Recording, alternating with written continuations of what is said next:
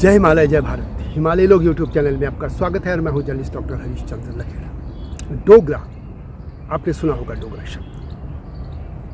हिमाचल प्रदेश और जम्मू, इस पूरे रीजन में डोगरा होते हैं। और डोगरे वास्ते में अब कुछ लोग पर्टिकुलर एक जाति को डोगरा कहने लग गए, परंतु डोगरा ऐसे ही है जैसे गढ़वाल में रहने वाले गढ़वाली, कुमाऊं में रहने वाले कुमाऊनी, नेपाल में रहने वाले नेपाली, वैसे एक डुग्गर क्षेत्र था, उनको डोगरा कहते हैं।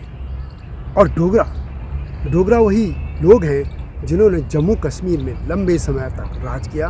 वह डोगरा राजवंशी था, अंतिम जो हिंदू शासक वहाँ पे हुए। इसके अलावा एक एक से विभूतियाँ इस डुग्गर जो डोगरों में हुई हैं, यही आज इस वीडियो में बताने जा रहा हूँ। लेकिन जब तक मैं आगे बढ़ूँ, आपसे अनुरोध है कि इस हिमालय लोक चैनल जो कि हिमालय सभ्यता पर केंद्रित है, उसको सब्सक्राइब अवश्य कीजिएगा। डोगरा शब्द दुर्गारा शब्द से निकला है और एक शिलालेख जो कि 11वीं शताब्दी का है और तांबे की प्लेट में है, उसमें ये कहा गया है कि इस नाम का, दुर्गारा नाम का एक कोई राज्य था। मध्यकाल में यह शब्द डुग्गर या दुग्गर हो गया, जो बाद में डोगरा बदल गया। कल्हण की राज तरंगिणी में इस नाम से किसी राज्य का उल्लेख तो नहीं मिलता है, लेकिन इसकी राजधानी यानी जो डुग्गर क्षेत्र था, इसकी राजधानी इथर बल्लपुर या आधुनिक जो है बालोर या बब्बापुर या आधुनिक बाबर द्वारा इसके माना जाता है। और आज का जो डोगरा शब्द है एक जातीय पहचान में बन गया है और ये कह सकते हैं कि डोगरी बोलने वाले लोगों को डोगरा कहा जाता है। और डोगरा जो है वो जम्मू, मुख्य तौर पर जम्मू और हिमाचल प्रदेश में है। और डोगरा इस समय अधिकतर हिंदू में है, धर्म में है, कुछ सिख भी हैं और कुछ जो पाकिस्तान के जम्मू उस क्षेत्र में है, जो जम्मू की दूसरी तरफ पड़ता है, उसमें मुस्लिम भी हैं। लेखक ओमचंद हांडा का मानना है कि दुर्गरा लोग मूल रूप से राजस्थान के कोई तराई वहाँ बेल्ट थी, वहाँ से आए थे। वो इसी तरह से जैसे गुज्जर या कोडवा। और ये जो डोगरा शब्द है दुर्गर, वो दुर्ग यानी किले के से संबंधित है, यानी ये योद्धा लोग रहे हैं। और ये राजस्थान से आकर हिमालय की तलहटी में बस गए थे। और ये कहा जाता है कि चिनाब और रावी जो नदी है उसके आसपास से बस गए थे। इसी तरह लेखक M.A. स्टीन के अनुसार ये जो क्षेत्र मैंने उल्लेख किया था, वहाँ पे लगभग 11 डोगरा राज्य थे। और इनमें जो कि बाद में जो जम्मू कश्मीर का राज्य था उसमें समाहित हो गए थे। उसे डॉक्टर अशोक जीरत अपने डुग्गर का सांस्कृतिक इतिहास पुस्तक में लिखते हैं कि कुछ विद्वान यह मानकर चलते हैं कि द्विगर्त से डुग्गर बना है। मानसर और सरुईसर नामक दो जल स्रोत दो गर्त में यहाँ पे थे, जो ये मिलकर द्विगर्त बनाते हैं और द्विगर्त के आसपास का क्षेत्र डुग्गर कहलाया। कुछ विद्वान यह भी मानते हैं कि डुग्गर देवगिरी से बना है। देवगिरी हिमालय का दूसरा नाम है। कुछ लोग डुग्गर शब्द को राजस्थानी के डूंगर शब्द से भी निकला हुआ बताते हैं। डूंगर का अर्थ एक टीला होता है और इतिहास गवाह है कि डोगरा शाही परिवार के सदस्य राजपूताना सूर्यवंशी राजाओं के वंशज थे। जब शुरुआत में वो राजपूताना से इनके पूर्वज जम्मू क्षेत्र में आए तो यहाँ टीलों पर ही भी उन्होंने अपना स्थान बनाया था, निवास स्थान, और ये बाद में डुग्गर में बदल गया। जैसे कि मैंने पहले भी कहा कि दुर्गर का उल्लेख 11वीं शताब्दी की 2 तांबे की प्लेटों में उकेरित मिलता है जो चंबा से मिली थी। और इससे संकेत मिलता है कि तब तक यह नाम वजूद में आ चुका था। हालांकि राज तरंगिणी में इसका उल्लेख नहीं मिलता है, लेकिन बब्बापुर जो कि आज का बबौर जो धार रोड पर स्थित है, उसका उल्लेख राज तरंगिणी में हुआ है, जो महान लेखक कल्हण की रचना है। बब्बौर जम्मू से लगभग 100 किलोमीटर उत्तर की दिशा में है, जहां 5 मंदिरों के अवशेष बिखरे पड़े हैं। और कभी यहाँ एक अच्छा नगर रहा होगा और माना जा सकता है कि यह डुग्गर प्रदेश की राजधानी रहा हो, जहाँ कुछ सिक्के मिलते हैं, जिनमें से एक कश्मीर के राजा कलश का है, जिसने कश्मीर पर 1063 से 1089 तक ईस्वी में जो है राज किया था। चंबा से जो तांबे की प्लेट मिले हैं, उससे ये अनुमान लगाया जाता है कि डोगरा, डुग्गर आदि नाम तब मौजूद हो गए थे। और एक अनुमान ये भी लगाया जाता है कि द्विगर्त 2 नदियों के बीच वाले क्षेत्र को कहा जाता है। ये 2 नदियां हैं रावी और चिनाब। कुछ इसे सरूईसर और मानसर के आसपास के क्षेत्रों से संबंधित मानते हैं। प्रोफेसर गौरी शंकर के अनुसार दुग्गर प्रदेश उप हिमालयी उपत्यकाओं में स्थित था, जो सतलुज से लेकर झेलम तक फैला था, और इस क्षेत्र को द्रवाभिसार के नाम से भी माना जाता है, इसका उल्लेख मिलता है, और जिसका अर्थ है देवदार वृक्षों तक फैला हुआ।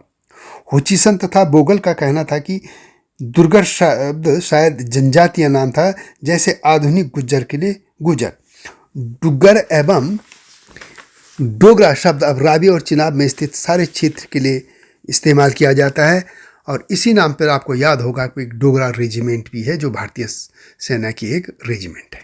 उसे प्रोफेसर डी शर्मा, हिमालय के खस, एक ऐतिहासिक एवं सांस्कृतिक विश्लेषण, इस नाम की जो उनकी एक पुस्तक है, उसमें कहते हैं कि डोगरा शब्द लोग जो हैं वो खसों से संबंधित है, यानी जो हिमालय क्षेत्र में एक महान रेस रही है, और जो कि जम्मू कश्मीर से लेकर आज भी सिक्किम तक और यहाँ तक कि अब तो ब्रह्मा तक भी ये फैले हैं तक ये मिलती है, यही वो खस जाति से ये संबंधित थे।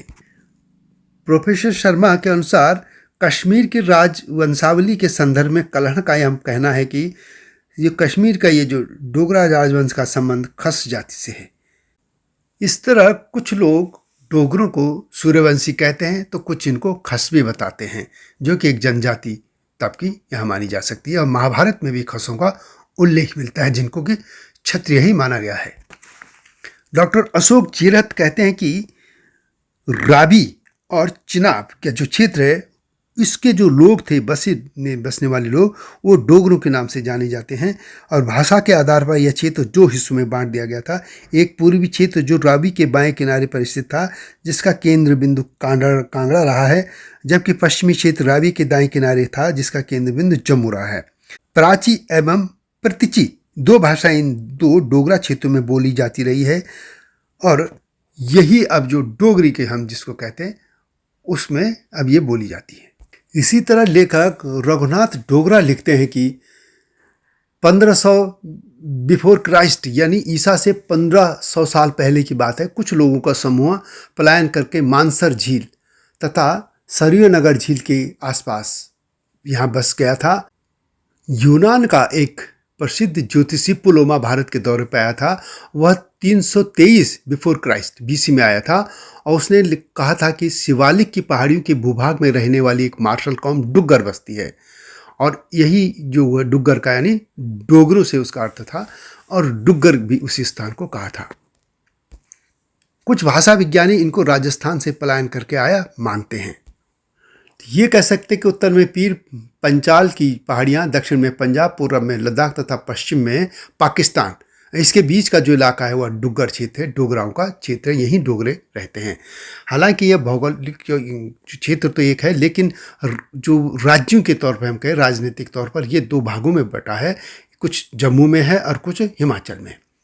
तो ये मैंने जैसे भी पहले कहा कि गढ़वाल में रहने वाले जैसे गढ़वाली, कुमाऊं में रहने वाले कुमाऊनी, नेपाल में रहने वाले नेपाली, हिमाचल में रहने वाले वैसे हिमाचली अब कहलाने लगे, या उत्तराखंड में रहने वाले उत्तराखंडी। तो उसी तरीके से ये जो डोगरा लोग थे, डुग्गर क्षेत्र में रहने वाले डोगरे थे। हालांकि अब डोगरा में क्षत्रिय लोग ही डोगरा लिखने लग गए, लेकिन यहाँ के चाहे वो ब्राह्मण हो, क्षत्रिय हो या दूसरी जाति के लोग, सभी डोगरे ही माने जाते हैं। डोगरों के इतिहास की हम बात करें तो जम्मू कश्मीर का जो राजवंश था, आज़ादी के समय जब कश्मीर का रियासत जो उसका विलय भारत में हुआ था, तो तब जो महाराजा वहाँ पे कश्मीर के थे वे सब डोगरे थे, और इसके संस्थापक जो थे वो महाराजा गुलाब सिंह थे। अब वे पहले महाराजा रणजीत सिंह के एक सिपह सलार थे, लेकिन बाद में वो स्वतंत्र राज्य बन गया था। इसी तरह जनरल जोरावर सिंह, जिन्होंने लद्दाख और आगे जो तिब्बत क्षेत्र तक भारत की सीमाएं बढ़ाई थी, वे भी डोगरे थे। और इनसे पहले हम बात करें तो बंदा सिंह बहादुर, जिनको बंदा बैरागी के नाम से भी कहा जाता है, और सिख इतिहास के एक महान योद्धा जो वो भी डोगरे थे। इनके अलावा बहुत से लोग हैं डोगरा जिसमें जो इस समाज में पैदा हुए हैं, लेकिन हम यदि महाराज गुलाब सिंह की बात करें, उनका कार्यकाल 1792 से 1857 तक रहा। ये जो डोगरा राजवंश था और जो जम्मू और कश्मीर राजघराने के संस्थापक थे वे, तो वे इनके पहले महाराज थे, और यह जामवाल कुल का एक डोगरा राजपूत परिवार था। और उत्तर में इस लद्दाख और बाल्टिकिस्तान पर कब्जा करके डोगरों ने ही राज्य का विस्तार किया था और इसका श्रेय जनरल जोरावर सिंह को जाता है। तो यह थी डोगरों की गाथा। इसके बाद अब और भी मैं इस पे विस्तार से जानकारी देता रहूँगा। तो यह वीडियो कैसे लगी कमेंट में अवश्य लिखें और हिमालय सभ्यता पर केंद्रित इस चैनल को अवश्य सब्सक्राइब कीजिएगा। हिमाचल पे अब बहुत कुछ आएगा। वैसे तो हिमाचल और जम्मू पे काफ़ी कुछ मैंने पहले भी दिया है, तो जम्मू कश्मीर, लद्दाख, हिमाचल, ये सब पर अब मेरा फोकस रहेगा। वीडियो को शेयर भी अवश्य कीजिएगा। अगली वीडियो की प्रतीक्षा कीजिए। तब तक जय हिमालय, जय भारत।